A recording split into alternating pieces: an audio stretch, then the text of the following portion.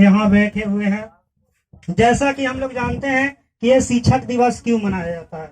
ये शिक्षक दिवस इसलिए मनाया जाता है कि गुरुओं को सम्मान दिया जाए, क्योंकि किसी भी आदमी को काबिल बनाने में गुरुओं का हाथ होता है। और हमारी जो फर्स्ट गुरु होती है वो माँ होती है। कहा जाता है बाबू कि ऊपर जिसका अंत नहीं उसे आसमां कहते हैं। ऊपर जिसका अंत नहीं उसे आसमां कहते हैं, और इस धरती पर जिसका अंत नहीं उसे माँ कहते हैं, उसे माँ कहते हैं। हम लोग की संस्कृति में हम लोग ज्यादा जो है महत्व माँ को ही देते हैं, क्योंकि माँ से हम लोग का लगाव बहुत ज्यादा। मेरे बेटे को हर पल जो है सो खुशी मिले, मेरे बेटे को कभी कष्ट न हो और इसका जिंदगी इसी तरह से कटता रहे। लेकिन एक बाप जो होता है वो सोचता है कि मेरा जो बेटा है अभी भला ही कष्ट कर ले, लेकिन पूरी जिंदगी जो है सो आराम से जिंदगी को जिए, ये सोचता है बाप। और हम लोग बाप को नहीं अहमियत दे पाते हैं कि बाप तो हम लोग को डांटते हैं इसके लिए।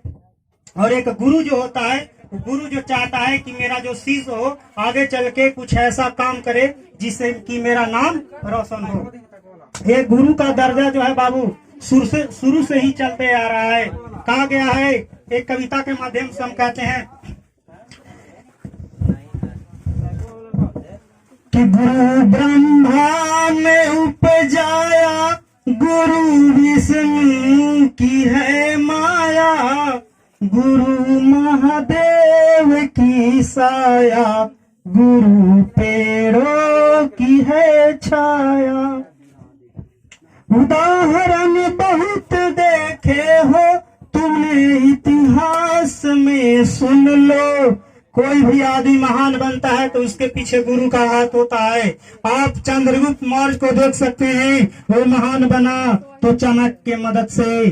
आप सिकंदर को देख सकते हैं, सिकंदर महान बना तो अरस्तु के मदद से। तो हर आदमी के जीवन में गुरु का स्थान होता है। तो कहा गया है कि उदाहरण बहुत देखे हो तुमने, इतिहास में सुन लो। गुरु चरणों में जो आया वही तो जग को है भाया। और कहते हैं बाबू, कोई बच्चा जो होता है अपने गुरु को टीचर कहता है, कोई शिक्षक कहता है, कोई आचार्य कहता है। तो इस पे है पंक्ति कि कोई टीचर भी कहता है, कोई शिक्षक समझता है, कोई टीचर भी कहता है, कोई शिक्षक समझता है, मगर बच्चों की फ्यूचर को तो बस शिक्षक समझता है, मगर बच्चों का फ्यूचर तो बस शिक्षक समझता है।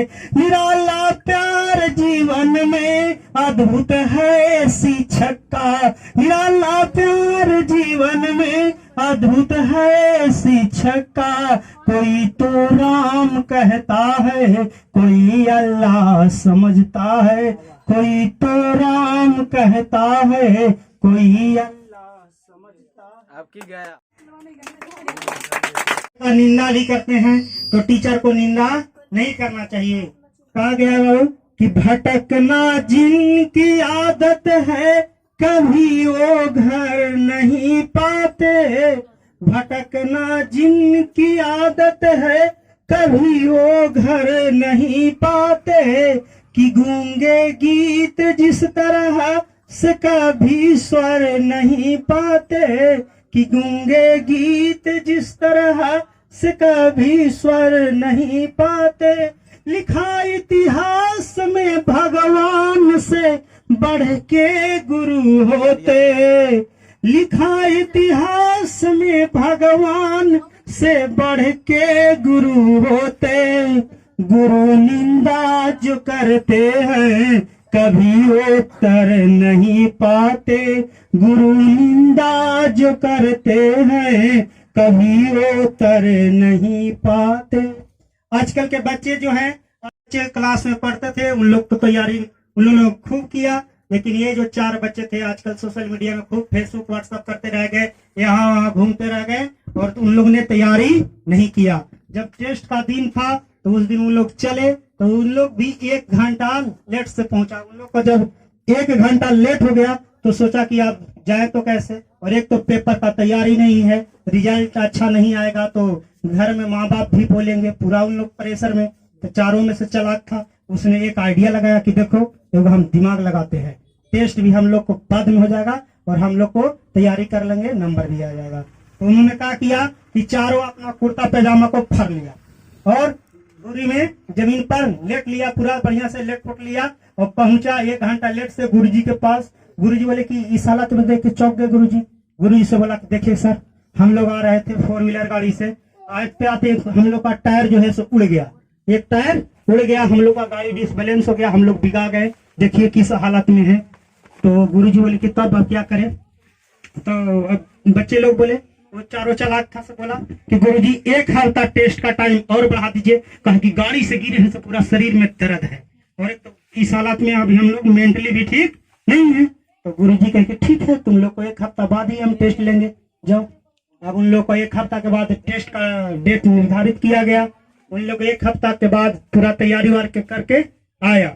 जब उन लोग चारों आया तो गुरुजी ने चारों को 4 कमरा में टेस्ट लिया, सभी को एक कमरा में बंद किया कि आप लोग इसी रूम में टेस्ट दीजिए। और गुरुजी ने क्या किया, 100 नंबर का टेस्ट लिया, जिसमें मात्र 2 क्वेश्चन दिया, जिसमें पहला क्वेश्चन था 1 नंबर का और दूसरा क्वेश्चन था 99 नंबर का, 99 नंबर का। मात्र 2 क्वेश्चन, एक 1 नंबर का पहला और दूसरा 99 नंबर का था। और चारों के 4 रूम में बैठा दिया गया, टेस्ट को स्टार्ट कर दिया गया। पहला क्वेश्चन जो 1 नंबर का था उसमें लिखा हुआ था कि आपका नाम क्या है। पहला क्वेश्चन जो 1 नंबर का था उसमें लिखा हुआ था कि आपका क्वेश्चन था कि आपका नाम क्या है। और जो दूसरा क्वेश्चन था 99 नंबर का, उसमें लिखा था कि आप जब उस दिन आ रहे थे गाड़ी से तो आपकी गाड़ी की कौन सी टायर जो थी जो फट गई थी, ये लिखना था। या आप जब उस दिन गाड़ी से आ रहे थे तो आपकी गाड़ी की टायर कौन सी टायर जो थी, किस तरह की और कौन सी टायर आपकी गाड़ी की फट गई थी, वो क्वेश्चन था 99 नंबर का। और सोचिए चारों बच्चा चारों रूम में, अब इसका आंसर वो क्या देता। इस तरह से उन लोग का चतुराई क्या हो गया, धरा गया। कोई लिखा पिछला के बाया, कोई लिखा अगला के दाया, करके चारों का 4 रकम का आया, चारों का चतुराई धरा गया।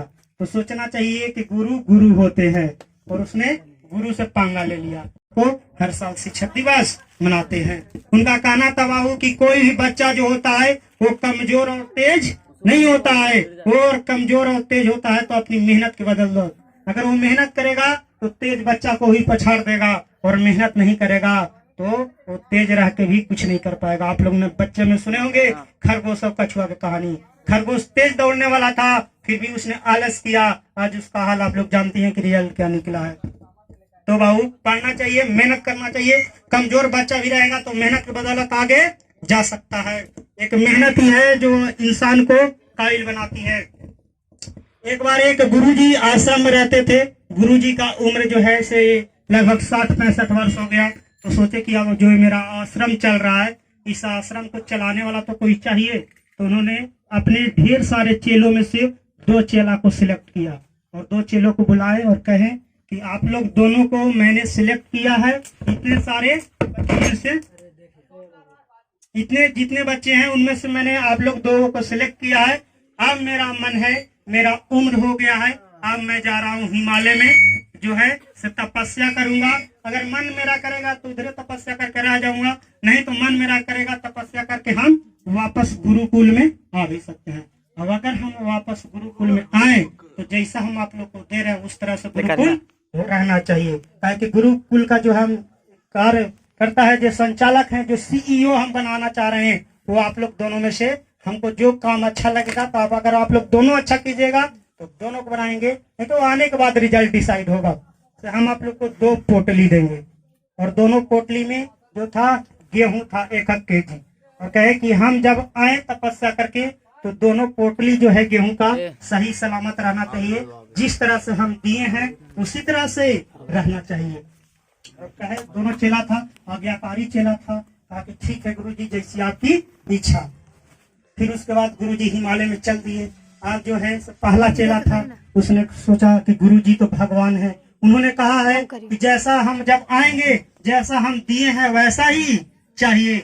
तो उसने क्या किया, भगवान का मूर्ति था जहाँ पूजा पाठ होता था, वहां जाके वो पोटली को रख दिया कि गुरु जी आएंगे ऐसी रखल रहेगा, इसमें हम छेड़छाड़ नहीं करेंगे, वैसे दे देंगे। जो दूसरा चेला था वो थोड़ा सा दूसरे मिजाज का था, कहा कि गुरु जी आएंगे तब तक तो देखा जाएगा। तो उसने अपने गुरुकुल के आश्रम के पीछे उस गेहूं को 1 किलो गेहूं के बो दिया। अब जो है 1 किलो गेहूं को बो दिया, फिर अगला साल उसका गेहूं और धीरे धीरे बढ़ा, 1 किलो से जो है 100 केजी हुआ, 100 केजी से धीरे धीरे उसका बढ़ता गया। अब गुरुजी 5 साल के बाद वापस आए। जब 5 साल के बाद गुरुजी वापस आए तो दोनों चेला से मांगे कि मेरा पोटली दो। पहला चेला कहा कि जी गुरुजी, गया तुरंत लाया, मंदिर पर के पास रख लेता, तुरंत लाया पोटली, कहा कि दीजिए गुरुजी। गुरुजी ने पोटली खोल के देखा तो सब भुआ गया था, जितना गेहूं था सब भुआ गया था। दूसरा से कहे तुम्हारा गेहूं किधर है, कहा कि चलिए गुरुजी। उसने जो है आश्रम के पीछे ले गया और कहा कि देखिए जितना खेत लहलहा रहा है गेहूं का फसल, वो सिर्फ एक पोटली जो आप दिए थे उसके वजह से। अब इसमें कितना गेहूं निकलेगा आप अंदाजा निकाल सकते हैं। सब आपका, एक पोटली नहीं, सब गेहूं ही आपका है। गुरुजी ने कहा कि देखो हमने तुमको ये दिया, तुमने इसको रख दिया, और इसी को भी मैंने दिया, तो इसने क्या किया, इसको फैलाया, बांटा, और आज देखिए कि 1 केजी से बहुत प्रसन्न हुए।